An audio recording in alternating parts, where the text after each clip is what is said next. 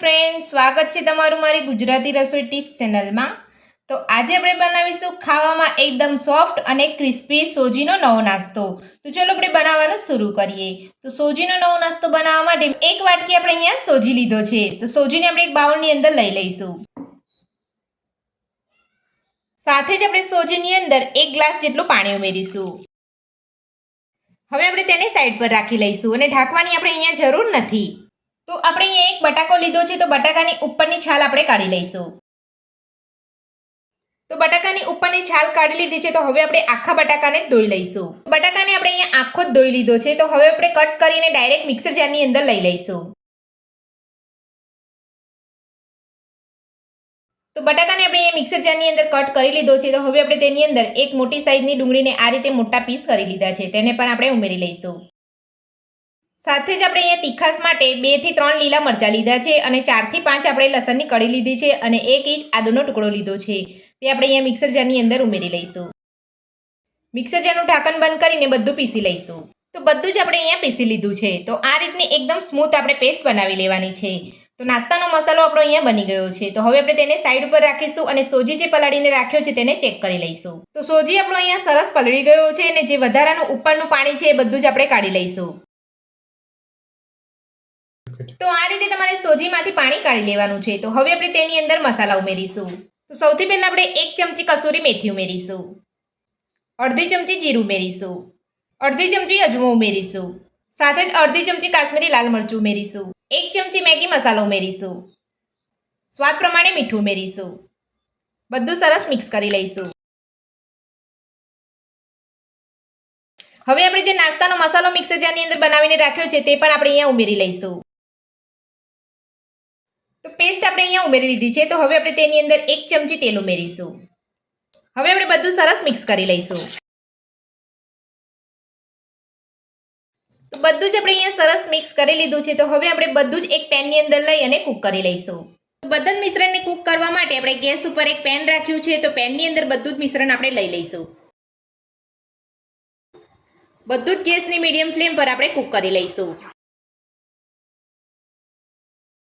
તો આ રીતે ગેસની મીડિયમ ફ્લેમ પર બધું જ હલાવતા જઈ અને સરસ કૂક કરી લેવાનું છે। તો આટલું કોરું પડે તમારું મિશ્રણ ત્યાં સુધી તમારે મિશ્રણને કૂક કરવાનું છે। તો તમે જોઈ શકો છો આપણું મિશ્રણ એકદમ સરસ રીતે કૂક થઈ ગયું છે। તો મિશ્રણ આપણું એકદમ સરસ રીતે કૂક થઈ ગયું છે। તો હવે આપણે ગેસની ફ્લેમ બંધ કરી દઈશું અને નાસ્તાના મિશ્રણને એક ડીશની અંદર કાઢી અને ઠંડુ થવા દઈશું। તો નાસ્તાનું મિશ્રણ આપણું અહીંયા ઠંડુ થાય છે ત્યાં સુધી આપણે નાસ્તાની સ્લરી બનાવી લઈશું। તો નાસ્તાની સ્લરી બનાવવા માટે મેં એક બાઉલ લીધું છે। તો બાઉલની અંદર આપણે 2 ચમચી જેટલો ઘઉંનો લોટ ઉમેરીશું, સાથે નાની અડધી ચમચી સફેદ તલ ઉમેરીશું, સાથે નાની અડધી ચમચી કાળા તલ ઉમેરીશું, નાની અડધી ચમચી રેડ ચીલી ફ્લેક્સ ઉમેરીશું, ઝીણા સમારેલા લીલા ધાણા ઉમેરીશું। બધું સરસ મિક્સ કરી લઈશું અને થોડું થોડું પાણી ઉમેરતા જઈ અને આપણે સ્લરી બનાવી લઈશું। તો આ રીતે થોડું થોડું પાણી ઉમેરતા જઈ અને તમારે નાસ્તાની સ્લરી બનાવી લેવાની છે। તો આ રીતે સ્લરી બનાવશો તો નાસ્તાનો ઉપરનો પડ છે જે એકદમ ક્રિસ્પી બનીને તૈયાર થશે અને ખાવામાં પણ નાસ્તો એકદમ ટેસ્ટી લાગશે। તો આ રીતની આપણે મીડિયમ થીક સ્લરી બનાવવાની છે। તો થોડું થોડું પાણી ઉમેરતા જઈ અને આપણે અહીંયા નાસ્તાની સ્લરી બનાવી લીધી છે। તો હવે આપણે તેને સાઈડ ઉપર રાખીશું અને બીજી બાજુ આપણે નાસ્તાનું મિશ્રણ સરસ ઠંડુ થઈ ગયું છે। તો હવે આપણે તેને થોડું મસળી લઈશું। તેલવાળો હાથ કરીને તમારે નાસ્તાના મિશ્રણને મસળી લેવાનું છે। તો નાસ્તાનું મિશ્રણ આપણે અહીંયા એકદમ સરસ રીતે મસળી લીધું છે। તો હવે આપણે નાસ્તાના મિશ્રણમાંથી નાની નાની ટિક્કી વાળી લઈશું। ટિક્કી વાળવા માટે પણ આપણે અહીંયા હાથ ઉપર થોડું તેલ લગાવી લઈશું। તો આ રીતે હાથ ઉપર તેલ લગાવવાથી આપણું મિશ્રણ અહીંયા હાથ ઉપર ચોંટે નહીં। તો નાસ્તાનો તમે અહીંયા જે રીતે શેપ આપવા માંગતા હોય એ રીતે તમે અહીંયા આપી શકો છો।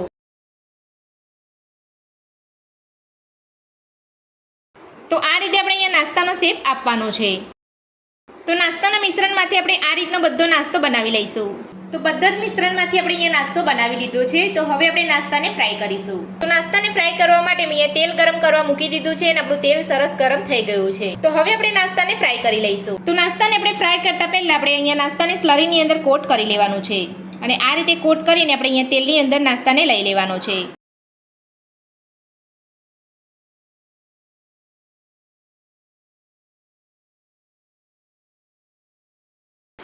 તો આ આપણે નાસ્તાને સ્લરીની અંદર કોટ કરી અને તેલની અંદર લઈ લઈશું. તો નાસ્તાને આપણે અહીંયા તેલની અંદર લઈ લીધો છે. તો અહીંયા બબલ્સ ઓછા થાય ત્યારબાદ આપણે નાસ્તાને પલટાવીશું. તો થોડા બબલ્સ અહીંયા ઓછા થઈ ગયા છે. તો હવે આપણે નાસ્તાને બીજી બાજુ પલટાવી લઈશું.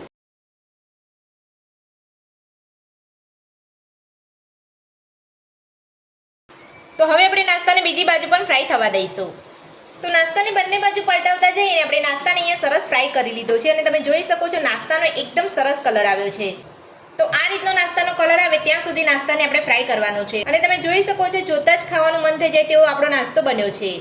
તો હવે આપણે આ જ રીતે બધો નાસ્તો બનાવી લઈશું. તો ખાવામાં ટેસ્ટી અને એકદમ સોફ્ટ આપણો સોજીનો નવો નાસ્તો બનીને તૈયાર છે અને તમે જોઈ શકો છો આપણો નાસ્તો એકદમ સરસ બન્યો છે, ઉપરથી ક્રિસ્પી અને અંદરથી સોફ્ટ. તો આ નાસ્તો તમે ચટણી સાથે, સોસ સાથે અને ચા સાથે પણ ખાઈ શકો છો. તો સોજીનો નવો નાસ્તો બનાવવાની રીત તમને મારી કેવી લાગી મને કોમેન્ટ બોક્સમાં કોમેન્ટ કરીને જરૂરથી જણાવજો. આજની રેસીપી પસંદ આવે તો વિડીયોને લાઇક કરજો, ચેનલને સબસ્ક્રાઇબ કરજો, તમારા મિત્રોને જરૂરથી શેર કરજો. Thank you.